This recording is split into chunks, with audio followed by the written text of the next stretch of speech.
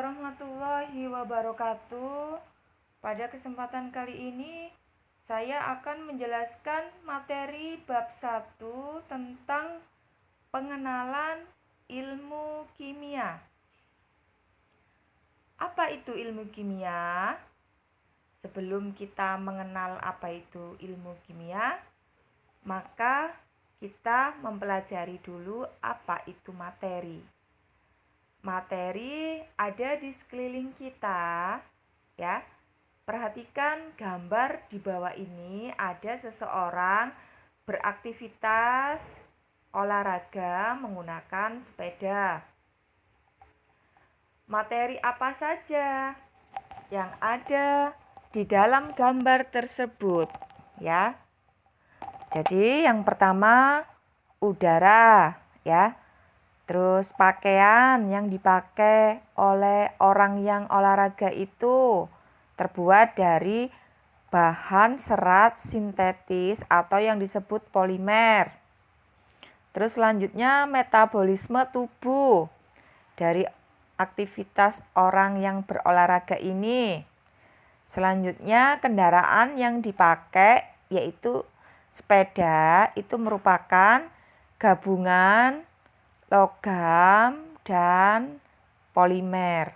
Selanjutnya, jadi dari penjelasan tadi dapat disimpulkan segala sesuatu tentang materi dan perubahan materi inilah yang dipelajari dalam ilmu kimia. Selanjutnya, ilmu kimia adalah ilmu pengetahuan alam yang mempelajari tentang materi yang meliputi struktur, susunan, sifat, dan perubahan materi serta energi yang menyertainya. Bahwa ilmu kimia ada di sekeliling kita dan mempengaruhi seluruh aspek kehidupan kita, ya. Menjadi alasan betapa pentingnya mempelajari ilmu kimia. Betapa ilmu kimia membuat materi di sekitar kita menjadi lebih berguna. Nah, selanjutnya, materi di alam ada yang dapat diperbarui dan tidak dapat diperbarui. Materi yang tidak dapat diperbarui, ya, contohnya misalnya minyak bumi dan aluminium akan segera habis jika diambil terus-menerus. Ilmu kimia berperan untuk mencari penggantinya seperti penggunaan gas sohor dan sel bahan bakar sebagai pengganti minyak bumi. Untuk materi yang dapat diperbarui, diperlukan upaya yang melibatkan ilmu kimia untuk terus-menerus memperbaruinya. Contoh, penggunaan pupuk pada tanaman untuk meningkatkan produksi pangan. Di sini ada 2 gambar, ya. Gambar yang pertama yaitu gambar pegunungan, di mana di dalam pegunungan ini banyak sekali kandungan mineral. Nah, mineral ini merupakan materi yang tidak dapat diperbarui. Sedangkan gambar yang sebelah kanan ini merupakan gambar pepohonan atau tanaman, ya. Tanaman ini merupakan materi yang dapat diperbarui. Selanjutnya, pemanfaatan materi yang melibatkan ilmu kimia tidak lepas dari timbulnya dampak negatif, ya, bagi manusia dan lingkungannya. Nah, jadi ini beberapa contoh materi yang berhubungan dengan kimia, ya. Contohnya ini yang pertama, pembakaran bahan bakar fosil menghasilkan zat pencemar, ya.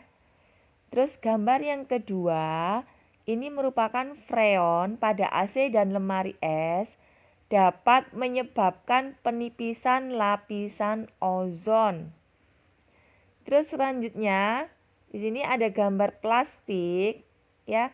Meskipun plastik ini sering kita gunakan dalam kehidupan sehari-hari, plastik ini sulit terurai di alam, ya, lama sekali terurainya. Tetapi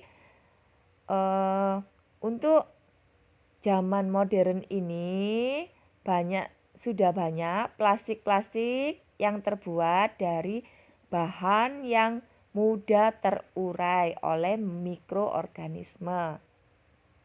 Selanjutnya, nah ini ya, dampak negatif tersebut dapat ditekan dengan pemahaman ilmu kimia yang baik, membuat materi ramah lingkungan, dan memantau aktivitas manusia.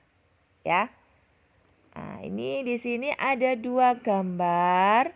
Yang sebelah kiri ini adalah gambar tanaman tebu, ya. Jadi bahan kimia etanol itu bisa dihasilkan dari fermentasi tetes tebu, ya. Nanti yang akan bisa digunakan sebagai gasohol, pengganti minyak bumi. Gambar yang sebelah kanan ini merupakan kendaraan dengan sel bahan bakar, ya, menghasilkan produk buang tanpa air.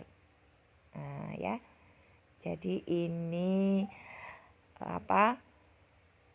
bahan kimia yang ramah lingkungan. Selanjutnya, kedudukan ilmu kimia di antara ilmu lainnya.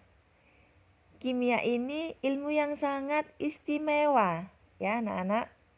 Nah, ilmu kimia mempunyai peran yang luas sehingga menempati posisi unik di antara ilmu-ilmu lainnya.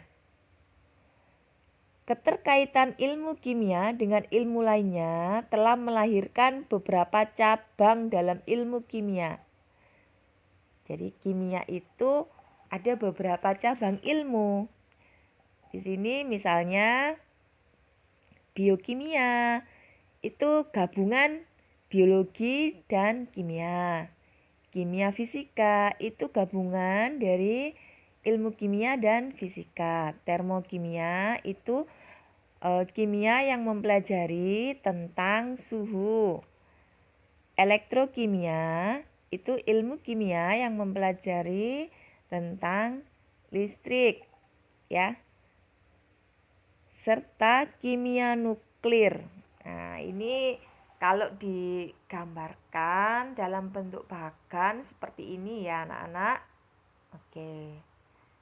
Selanjutnya, ini yang terakhir, bidang pekerjaan yang terkait dengan ilmu kimia. Nah, di sini beberapa contoh bidang pekerjaan, ya, yang ada kaitannya dengan kimia. Yang pertama ini bidang pekerjaan di bidang pendidikan. Nah, ini ada seorang guru atau dosen, ya, yang menjelaskan tentang ilmu kimia. Gambar yang kedua ini adalah seorang ilmuwan. Nah, ilmuwan ini pekerjaannya melakukan penelitian di laboratorium. Gambar berikutnya yang ketiga, ada seorang dokter yang sedang memeriksa pasien, ya. Jadi banyak sekali ya bidang pekerjaan yang berhubungan dengan kimia. Bukan hanya ini, banyak. Ini hanya beberapa contoh.